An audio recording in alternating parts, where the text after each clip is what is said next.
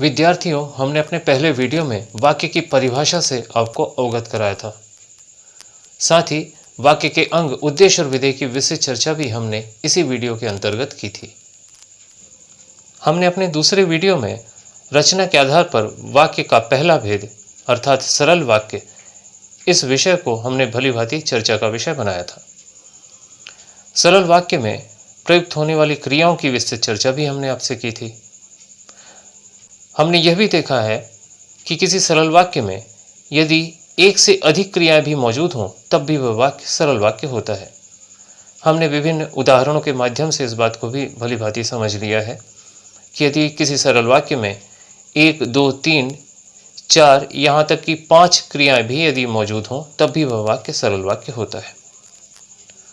हम उम्मीद करते हैं कि आपको ये सारी बातें विस्तार से जो हमने समझाई थी वो आपको भली भांति समझ में आ गई होंगी।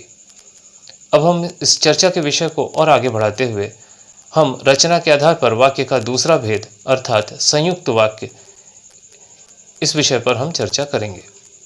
तो आइए शुरुआत करते हैं संयुक्त वाक्य से। संयुक्त शब्द का साधारण अर्थ संलग्न रहना, समाहित रहना या जुड़े रहना हो सकता है। अब इसको हम परिभाषा के रूप में भी समझने की कोशिश करेंगे। तो आइए परिभाषा के रूप में समझते हैं।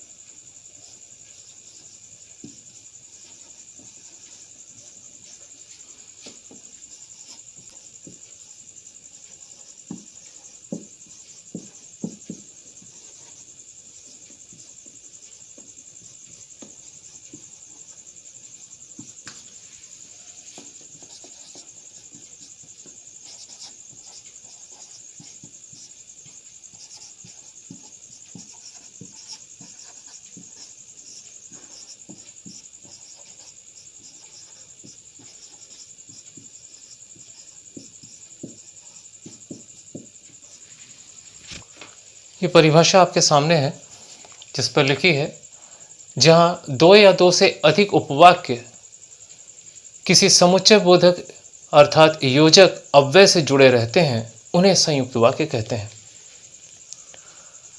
परिभाषा से यह बात स्पष्ट है कि इस वाक्य में योजक का होना बहुत जरूरी है। इसके लिए हम एक उदाहरण भी लेकर के समझने की कोशिश करते हैं। जैसे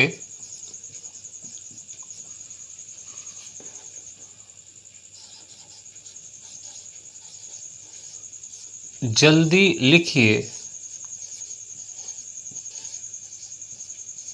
अन्यथा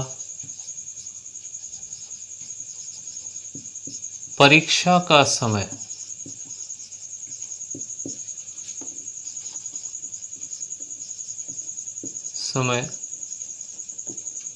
समाप्त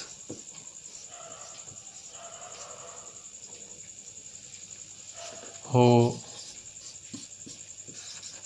जाएगा।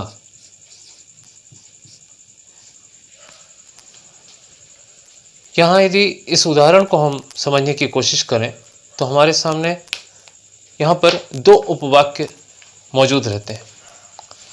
देख सकते हैं दोनों ही उपवाक्य इस तरीके से हैं। जल्दी लिखिए एक यह उपवाक्य है और इसके बाद परीक्षा का समय समाप्त हो जाएगा, यह भी एक दूसरा उपवाक्य है।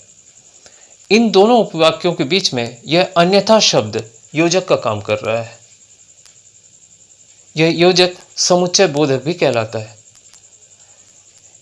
इस योजक को यदि हम निकाल दें या अलग कर दें तो हमारे सामने दो अलग अलग वाक्य पूरी तरीके से आ जाते हैं। लेकिन चूंकि योजक इसमें जुड़ा हुआ है, इसलिए ये दो उपवाक्यों को जोड़ने का काम कर रहा है, अतः यह पूरे तरीके से संयुक्त वाक्य है। आगे हम इस चर्चा को और आगे बढ़ाएंगे और कोशिश करेंगे कि सरल वाक्य यदि हमारे सामने हैं तो उसको हम किस तरीके से संयुक्त वाक्य में रूपांतरित कर सकते हैं। एक अन्य उदाहरण से भी हम संयुक्त वाक्य को समझने की कोशिश करते हैं।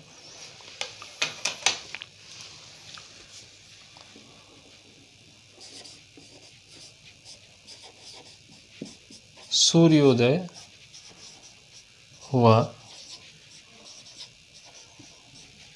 और पक्षी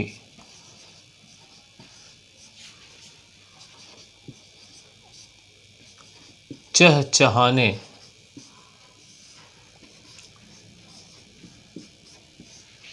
लगे।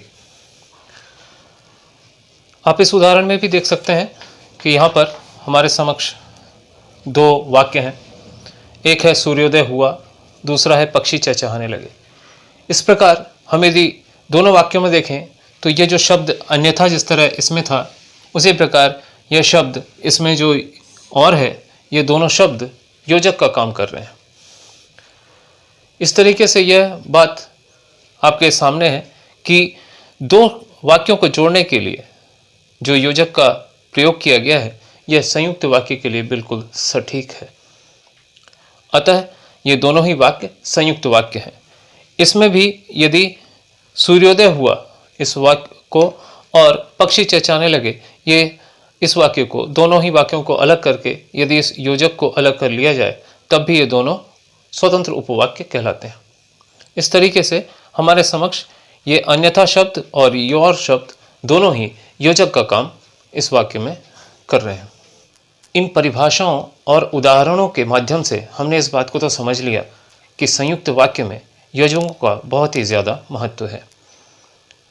अब यदि किसी सरल वाक्य को संयुक्त वाक्य में रूपांतरित करना हो तो उस वाक्य रूपांतरण के लिए हमें योजकों का परिपक्व ज्ञान होना बहुत ही आवश्यक है। एक तरीके से हम कह सकते हैं कि किसी भी वाक्य को यदि संयुक्त वाक्य में बदलना है तो हम उसमें कौन सा योजक लगाएंगे, यह सुनिश्चित हो जाना हमारे लिए ज़रूरी है। इसलिए हम सबसे पहले उन योजकों को जानने की कोशिश करेंगे जो योजक संयुक्त वाक्यों के लिए प्रयुक्त किए जाते हैं। तो आइए उसे हम समझते हैं। कुछ मुख्य योजक शब्द इस प्रकार हैं।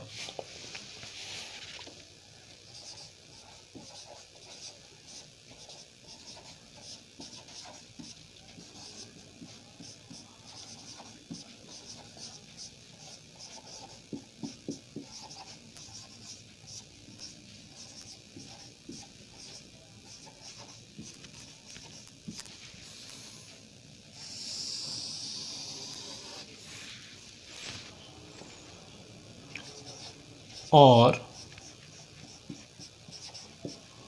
तथा, एवं, इसलिए,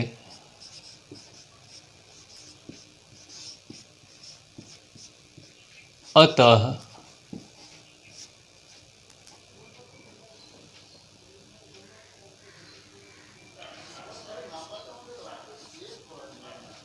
परंतु, किंतु,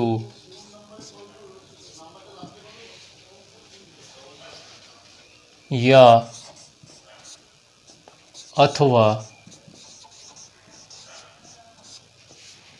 अन्यथा,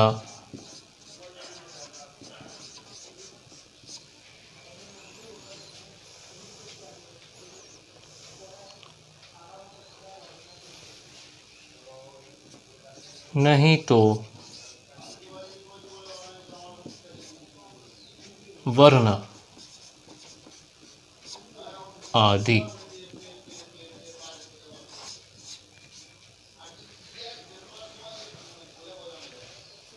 आप देख सकते हैं कि हमारे सामने ये हमने सभी योजक लिख रखे हैं।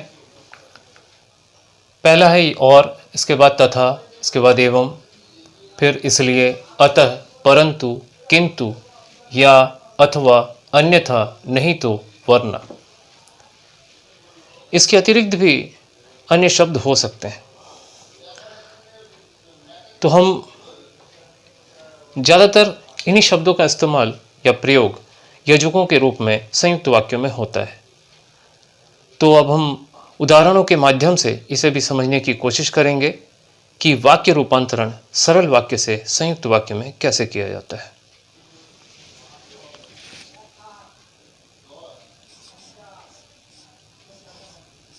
रात को आकाश में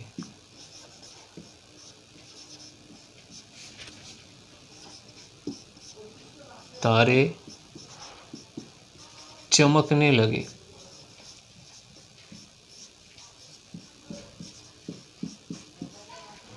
यह एक सरल वाक्य है।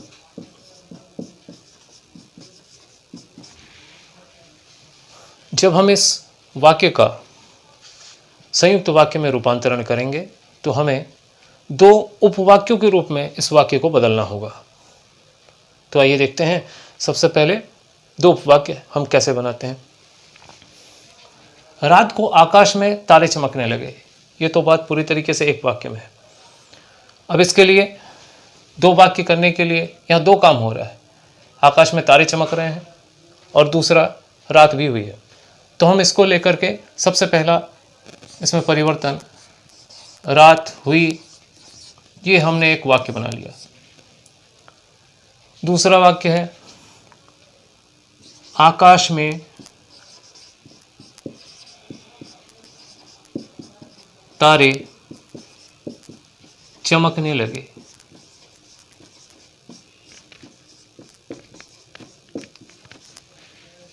इस तरीके से हमारे सामने दो वाक्य आप देख सकते हैं बिल्कुल अलग हो गए हैं। रात हुई, आकाश में तारे चमकने लगे। अब ये स्थान हमने रिक्त रखा हुआ है ताकि यहाँ पर हम योजक लगा सकें। तो आप वाक्य से समझ ही गए होंगे कि यहाँ पर योजक, और यदि शब्द योजक के रूप में इस्तेमाल कर दिया जाए तो यह वाक्य पूरी तरीके से संयुक्त वाक्य में परिणित हो जाता है। अतः ये जो वाक्य था, रात को आकाश में तारे चमकने लगे, हमने सिर्फ एक योजक के द्वारा दो वाक्य अलग अलग करके हमने उपवाक्यों के रूप में इन्हें बना दिया और एक योजक और का इस्तेमाल करके हमने इस वाक्य को संयुक्त वाक्य में रूपांतरित कर दिया। इसी तरीके से हम और भी वाक्यों को हम उदाहरण के तौर पर ले सकते हैं। इसी तरह हम एक अन्य उदाहरण समझने की कोशिश करेंगे।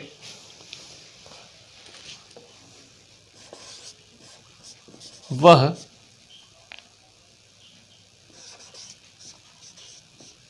फल खरीदने के लिए बाजार गया। यह एक सरल वाक्य है। अब हम इस वाक्य का यदि वाक्य रूपांतरण करते हैं तो कुछ इस तरीके से हमारे सामने दो वाक्य अलग होंगे। हम उसे देखते हैं।